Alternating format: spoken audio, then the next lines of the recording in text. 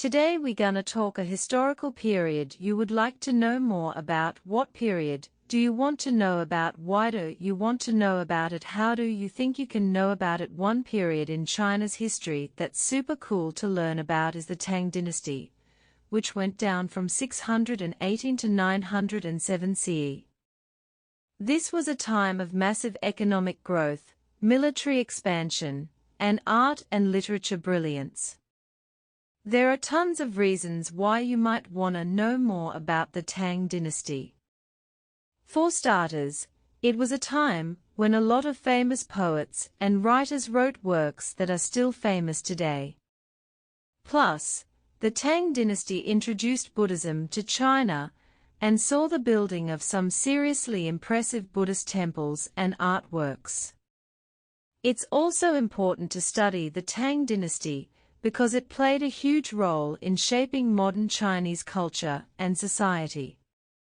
A lot of things that are still important today, like education and civil service exams for government officials, started during this time. To find out more about the Tang Dynasty, students can check out historical texts, academic articles, and popular books. And if you're in China, there are tons of museums and cultural institutions that focus on this period, like the Shaanxi History Museum in Lebanon. Okay, shall we begin part 3 with a few follow-up questions? 1.Do you think it is important to know about history? Should everyone learn about history? Yes, it is very important to know about history.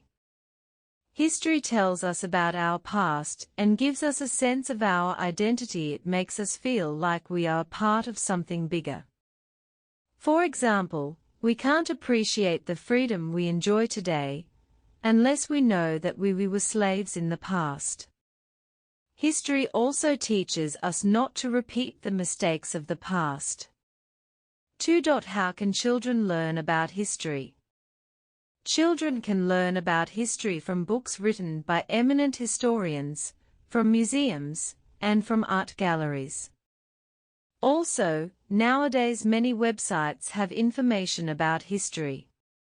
Finally, children can watch historical movies and documentaries to learn about the past. 3. What is the difference between learning about history from books and from videos? I think books contain a lot of factual details like dates and names, which can make learning history boring in a sense. Moreover, learning through videos can increase recall, as our visual memory is far long-lasting. However, students also come out a lot of misinformation when learning from videos, as there are a lot of inaccuracies in films. 4. Do you think it is difficult to protect and preserve historic buildings? Yes, it's very difficult in a sense, as the maintenance costs for historic building is very high. To add to it, not enough people are visiting such buildings and they are not earning enough. Finally, many tourists are ignorant and vandalize the heritage sites by drawing graffiti on them. This leads to added security challenges. 5. Who should be responsible for protecting historic buildings? I think everyone should be responsible, the government authorities, the local people and the tourists as well. Firstly, protection requires funds, which can only be organized by government. The local people also have the responsibility to report any damaging activity to the government, and finally, tourists have the responsibility to no litter or harm the buildings in any way. 6. Who should pay for the preservation of historical buildings? I think it should be partly funded by the government and partly by the entry fees charged to the visitors. It really depends upon the popularity of the historical building. If it's very famous tourists, the ticket prices may be enough to pay for the preservation. However, if it's not as famous, then government has to pay a considerable amount. 7. How do you think famous historical figures can serve as models for young people today? Famous historical figures can definitely serve as role models for the young people of today. For example, when the young people of my country learn about the sacrifices done by our great martyrs, they are filled with a sense of patriotism and want to do something for the country. 8. Do people in your country like to visit museums? Yes, people in my country like to visit museums. They learn a lot from them. The modern interactive museums are more interesting for the young people and children. For example, people of my city like to go to Wuhan Science Museum more than the other museums because they have a lot to do and see over there. 9. Who do you think likes to go to museums more, children or adults? Studies suggest that children tend to have a more positive attitude towards visiting museums than adults. Children are naturally curious and have a thirst for knowledge, which makes them more receptive to learning experiences. Museums often offer interactive exhibits, hands-on activities, and educational programs designed specifically for children, which can make the museum experience more engaging and enjoyable for them.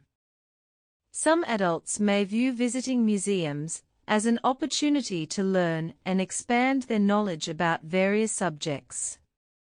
Adults may also appreciate the cultural and historical significance of museums and the opportunity to experience art, artifacts, and exhibits that they may not have access to otherwise.